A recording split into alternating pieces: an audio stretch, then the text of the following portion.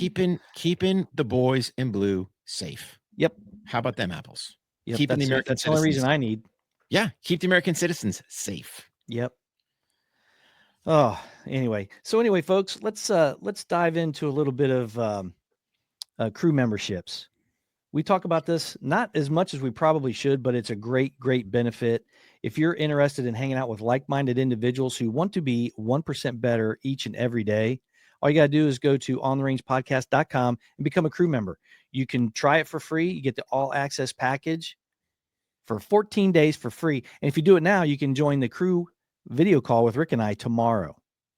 So if you join today for free, we'll send you a link. You hop on there. You can speak with Rick and I about anything you want. We have a lot of fun. Had a great turnout last time, so we're super looking forward to it. It's going to be tomorrow night at 18:30 hours at 6:30 p.m. EST USA. So even if you're across the pond, we got several people that do that too, and it's a lot of fun. Yeah. And we talked about the Rick's spearheading the skill builder for each month, the shooting skill builder. And we're going to get into it. I know we got some messages we got to address for the group. They still have a couple weeks left in the skill builder drill for this month. So it's just a lot of fun. Plus it's a lot of great people. And, we could disagree. We can agree, but we always have a good time, and we're always striving to do the same thing. And that's be a little bit better every day. So anything you want to add on that, Rick? No, I mean, you hit the nail on the head, Mark, right? Yeah, It's, and here's the other part, right? So, part of the crew membership, right? So we're going to do range day. We're just waiting for the crew members to figure out when we're going to do, this range day. It's going to kind of work for everybody.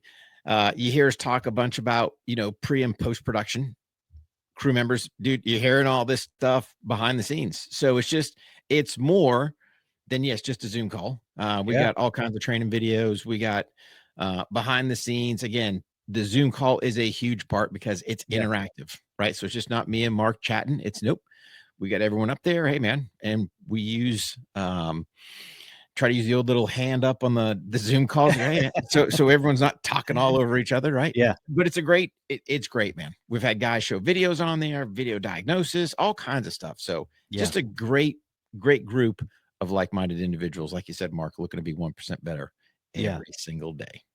So if you like the On the Range podcast and you just want more of the content, that's the place to go. We have our video training catalog in there that you have full access to. It's just a lot of fun. We've been doing the meme of the day. If we find a good one, that's a lot of fun. So anyway, just check it out. Go check it out. Just go to ontherangepodcast.com and check out the crew membership. So, you hit the nail on the head when you were talking about the fear mongering and just basically throwing out, the, oh my gosh, it's a constitutional crisis. Everything's a crisis. Everything's a crisis. When a real crisis comes up, where's all these folks? FEMA, they hit the road, they're gone. Yeah. So, but I wanted to get your honest take, and we had a story time before that if you were a crew member, you would have gotten it. But I had a story about some of the takes that I had was different than a lot of people that were privy to the incident that I'm talking about. And I think you and I are probably going to have a real look at this and give our honest opinion. It's probably not going to like a lot of people, just like it's not going to like a lot of people that I think that these sheriffs should be held accountable for letting these folks out because they're in charge of the jail. They can let them out anytime they want. Yeah. And here's and hold them. Yeah. Here's the thing, Mark, right? I want to hit on something critical that you said. Honest opinion. Why wouldn't I? Right. I have zero political ambitions, desires, drives, whatever, right? I'm going to shoot straight with you guys every single time. I'm not going to sit there and go, oh, I say this, but then behind the scenes say that. No. Here's the deal. You may not like my opinion. Here's the beauty of this great country we're in. I can say what I want. You can agree. You can disagree. We can have a cordial conversation. I can try to convince you of my opinion. You can try to convince me of yours. Hey, man, that's the beauty of this country. Yeah. But we've slipped into an age where I even hate using the word fact checking, right? Because fact check, there's a time and place. If you want to say for a fact check, and I don't even like saying that, so I feel kind of dirty right now, but I'm entitled to my opinion. If I want to sit there and go, hey, the sky's blue, great. If I sit there and go, oh, it looks kind of greenish, purplish, yellowish to me, right? Yeah. Well, that's not true. Well, it's my opinion. Why can't I say that, right? So we're on a very delicate deal. Now, you have some of these reporters outright lying. Well, they're lying, right? They're not reporting the facts or the truth or whatever word you want to use. So that's kind of where I hold there. We won't even get into the social stuff, but I think that's critical. I will always give you my opinion. Yeah. And may not like it. I think I got a video too that we can talk about that right before we move into the next piece. But okay. I thought this was very interesting, and this is exactly what we're talking about, and how let's just go ahead and view it. And I know I don't know if you've heard this or not, but the fact of the matter is, I don't know if this was a gaffe on the reporter. I can't remember her name. I can't remember her name. We'll try to get it, but let's take a look at this. And if you're not watching and you're just listening, this is from our On the Range Cast page. Let me put that up for everybody. So it's On the Range Cast with no pod, because we couldn't get enough letters for X. But go check out our X page and follow that too. That's a lot of fun. But let's listen to Marco Rubio as he talks to, it's Margaret Brennan. That's right. She was the same one that interviewed J.D. Vance. I thought she did a pretty good interview on that particular case, but let's take a listen to this little soundbite. Well, he was standing in a country where free speech was weaponized to conduct a genocide. And he met with the head of a political party that has far-right views and some historic ties to extreme groups. Now, to give this a little bit of context, who she's talking about was when J.D. Vance gave his speech. That's what they're debating here in Germany just a few days ago. The context of that was changing the tone of it. And you know that the censorship was specifically about the right. No, I have to disagree with you. Free speech was not used to conduct a genocide. The genocide was conducted by an authoritarian Nazi regime that happened to also be genocidal because they hated Jews and they hated minorities and they hated those that they had a list of people they hated, but primarily the Jews. There was no free speech in Nazi Germany. There was none. There was also no opposition in Nazi Germany. They were a sole and only party that governed that country. So that's not an accurate reflection of history. I also think it's wrong. Again, I go back to the point of his speech. Okay, the point of his speech was basically that there is an erosion in free speech and intolerance for opposing points of view within Europe. And that's of concern because that is eroding. That's not an erosion of your military capabilities. That's not an erosion of your economic standing. That's an erosion of the actual values that bind us together in this transatlantic union that everybody talks about. And I think allies and friends and partners that have worked together now for 80 years should be able to speak frankly to one another in open forums. Without being offended, insulted, or upset. And I spoke to foreign ministers from multiple countries throughout Europe. Many of them probably didn't like the speech or didn't agree with it, but they were continuing to engage with us on all sorts of issues that unite us. So again, at the end of the day, I think that people give that is a forum in which you're supposed to be inviting people to give speeches, not basically a chorus where everyone is saying the exact same thing. That's not always going to be the case when it's a collection of democracies where leaders have the right and the privilege to speak their minds in forums such as these. Now, the first thing that really took me off the X was when Margaret's, to me, it's an argument that not all free speech is good. And this isn't yelling fire in a crowded theater. This is someone who's giving a speech concerned, J.D. Vance, concerned about the direction of free speech in some of these European countries. Well, it's no question. You are seeing people arrested for a tweet that they didn't like. And that's an absolute fact. And her to compare that to the Holocaust, that's not true at all. You got to have that hate in there. Free speech alone is not going to do it. Well, here's the thing, Mark, right? You got to take a look at the Communist Playbook. And the Communist Playbook tells you want to start throwing out terms like fascist, Nazis, right? To those that your opposition. Okay, because J.D. Vance was in Germany. Okay, we are still, and this is the biggest problem. If you know anything about the Germans to current date, that country still lacks national pride because of what the Nazis did to that country. They still lack it. I'm telling you this. I have been there. I've seen it. I have numerous German friends, yet we keep jabbing this Nazi plug, right? And how great was it that Marco Rubio put her in her place, right? She doesn't even know history. She doesn't know the history. You want to throw out the word Nazi. You want to throw out this, that, the other. And he's like, whoa, time out. There was no other political party. They didn't have free speech. So get off this communist playbook of slapping or titling everyone as a freaking fascist, as a Nazi, right? And just go, hey, man, I was confused by his speech. What was he trying to do, right? Yeah. There's nothing wrong with that. Trying to instill free speech. Why is everyone afraid of free speech?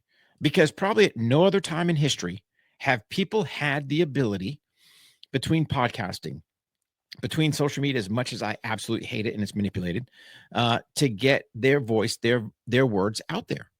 And we've seen it where these governments and individuals are panicky by it. So what are we going to do? We're going to go straight to the communist playbook. Oh, that guy's a Nazi, or he's a fascist, or hey, in the UK, they've got their Facebook police. Oh, you put a tweet, post, whatever that we don't agree with.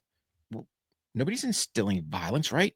And even, some people will not like me on this one, but we'll state the facts. We'll look at Elon, right? When he was being interviewed, well, what about hate speech? Well, hate speech, it's not illegal. It's still part of your free speech. And this is the part we got to sit there, get off, let people have their conversation. Is it illegal what they're doing? No. Hey, if I sit there and go, grab all your guns and meet me at this place because we're going to go murder these people. Yeah, dude, we got some issues there. Yeah. Okay. But so would some people argue that me saying I don't like the Democratic Party, is that hate speech? This is where things get so dangerous. Right. I'm entitled to my opinion. In Europe, this is the part, as kind of the voice of the world, for lack of better terms, the beacon of freedom, trying to go, hey guys, what you're doing, we don't agree with it. And then to get U.S. reporters to get on board, ouch. Wow. Yeah, that's Ouch. really, really not a good look, especially and I don't know if it was a gaffe on her side or if that's exactly what she was trying to say, but to have a news organization who's trying to tell you that, hey, we're unbalanced, we're fair, we are the news. You've heard them say stuff like that. At the same time, saying that it's okay to limit free speech is crazy. We have had politicians, right? Yep. Politicians say they believe in censorship. You know what? Hey, man, go put some silver bracelets on that jerky. Yeah. No way. Right? You're violating my constitutional rights. My and we've had this argument back and forth. These platforms want their 230 protection, but they don't want to instill the free speech. That's the whole reason why they got the 230, right? Hey, we're not responsible for what so-and-so does. Roger that. But you can't be an editor as well. You're violating the rules. And this is where, honestly, we as the American people, I think we need to beat the drum a little harder. Because and I've said this time and time again, when I was looking at our founding fathers going, why did they make 1, 1, 2, 2? Should have been 2, then 1. No. It's becoming clear because in the times past, our free speech was not in jeopardy. It wasn't being targeted. It was always going after the guns. Now, if I can shut people up, we can't even say anything about the guns, right? Yeah. So that, to me, and I'm going to use a word out of the Dems, that's the constitutional crisis. Why in the world, and it's coming from the Dems, why in the world would a Democrat sit there and go, I believe in censorship? Poof, you're the constitutional crisis. Yeah. How about that? Well, the freedom of information alone, the transparency of what's going on right now should, like you said, that's a positive thing. 100%. You never saw Joe Biden, let alone heard what he was thinking or saying. You didn't. Trump is everywhere. My man is on, at the Daytona 500. He's on Hannity. He goes on all these news networks. He's in the Oval Office with all of them in there. Boom. Hey, dude. Yep. I'm going to give you, here's your brief. Boom. Yeah. Yep. No, and it's live, right? Yeah. Nothing's recorded. Nothing's manipulated. And he's smashing it out of the park. Oh.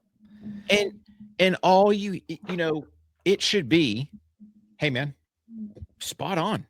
Yeah. You know, but I see what you got. And if you've got, here's the thing. We agree with the tariff deals, right? If you're not smart enough to figure out that piece, go back to your Constitution, look at the 16th Amendment, figure out when that came in, figure out what we were doing prior to. How do we not have income tax? I guess you're happy with giving the government your money and then giving it away to all these other people. But if you're not happy with it, how about you get educated on it? How about we get a little smarter? Because all these cats are telling you, oh, tariffs, man, it's going to cause prices to go up. It's going to do this. It's all fear mongering. And they know the fear mongering works because we watched it freaking when the China virus hit, right? Trump called it the China virus. Oh, and what do they want to do? Oh, he's a racist. He's this. No, it came from China. Mm-hmm.